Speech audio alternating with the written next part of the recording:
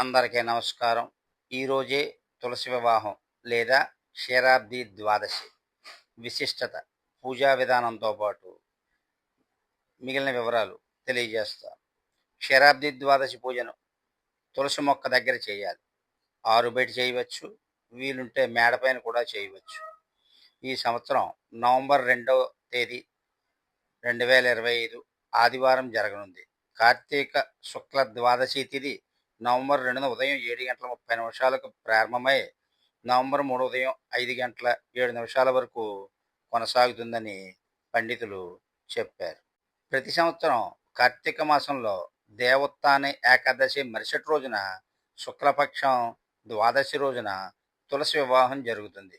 దీన్నే మనం క్షీరాబ్ది ద్వాదశిగా జరుపుకుంటాం. దీనికి ఒక రోజు ముందు విష్ణుమూర్తి యోగ నిద్ర నుండి మేల్కొని శుభకార్యాలు ప్రారంభిస్తాడు. అందువల్ల ఈ రోజున తులసిమాత మరియు విష్ణువు శాలిగ్రామ రూపం వివాహం చాలా శుభప్రదమైనదిగా పరిగణించబడుతుంది. ఈ రోజున తులసి వివాహం ఇంటికి సంతోషం, అదృష్టం మరియు సమృద్ధిని తెస్తుందని చెబుతారు. ఈ వివాహం లక్ష్మీదేవి మరియు విష్ణుమూర్తి కలయికకు చిహ్నంగా పరిగణించబడుతుంది. తులసి వివాహం సంపూర్ణ ఆచారాలతో చేస్తే ఇంట్లో సంపద మరియు వైవాహిక సంతోషం పెరుగుతుందంటారు. ఇంట్లో తులసి వివాహం లేదా క్షీరాబ్ది ద్వాదశ పూజను ఎలా చేసుకోవాలి? హిందూ సాంప్రదాయం యొక్క చాలా శుభప్రదమైన ఆచారం ఇది. ఈ రోజున తులసిమాత విగ్రహం మరియు విష్ణువు యొక్క శాలిగ్రామ రూపం ఇంటికి సంతోషం, శాంతి మరియు శ్రేయస్సుని తెస్తుందని నమ్ముతారు. ఇక క్షీరాబ్ది ద్వాదశి పూజను ఎలా చేయాలో చూద్దాం. క్షీరాబ్ది ద్వాదశి పూజను తులసి మొక్క దగ్గర చేయాలి. ఆరు బయట, మేడపైన ఇలా ఎక్కడ వీలుంటే అక్కడ చేసుకోవచ్చు. ముందుగా గణపతి పూజ చేసి ఆ తర్వాత పూజా విధానాన్ని పాటించాలి. సంకల్పం చెప్పుకోవాలి. కలశారాధన చెయ్యాలి. గణపతి పూజ పూర్తయిన తర్వాత తులసి లక్ష్మీనారాయణ పూజ చేయాలి. ప్రాణ ప్రతిష్టాపన తర్వాత పంచామృత స్నానం పూర్తయిన తర్వాత గంధం, అక్షంతలు, పుష్పం వేసి పూజ చేయాలి. ఆ తర్వాత అథాంగ పూజ చేసి శ్రీకృష్ణ అష్టోత్తరాన్ని చదువుకోవాలి.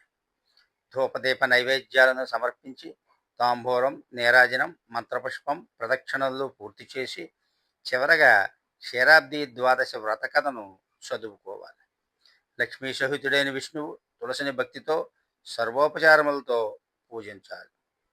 నైవేద్యంగా కొబ్బరి, బెల్లం, ఖర్జూరం, అరటిపండు, చెరుకు ముక్కల్ని సమర్పించవచ్చు. ఆవునేతితో దీపారాధన చేస్తే మంచిది. లేదంటే నువ్వుల నూనె, ఆవ నూనె ఏది వీలుంటే దాంతో దీపారాధన చేయవచ్చు. ఇక క్షీరాబ్ది ద్వాదశి విశిష్టత. ఈ రోజున పూజ చేయటం వలన ఎంతో మంచి జరుగుతుందని భావిస్తాం.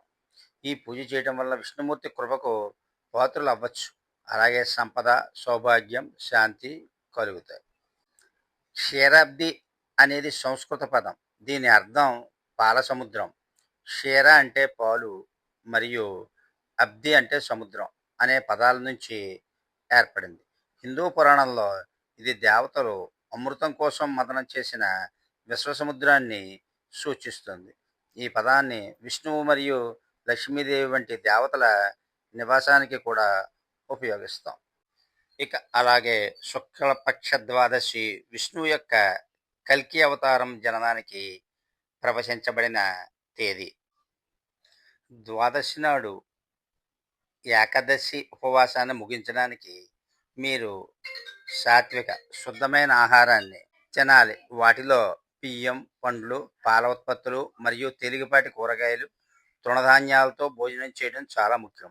తరచుగా తులసి నీటితో కొన్ని గుక్కలు ఉపవాసం విరమించిన తర్వాత బియ్యం, పప్పు మరియు నెయ్యితో సాధారణ భోజనంతో ప్రారంభించాలి. ఉల్లిపాయ, వెల్లుల్లి మరియు ఇతర ఘాటైన లేదా నూనె పదార్థాలను నివారించాలి.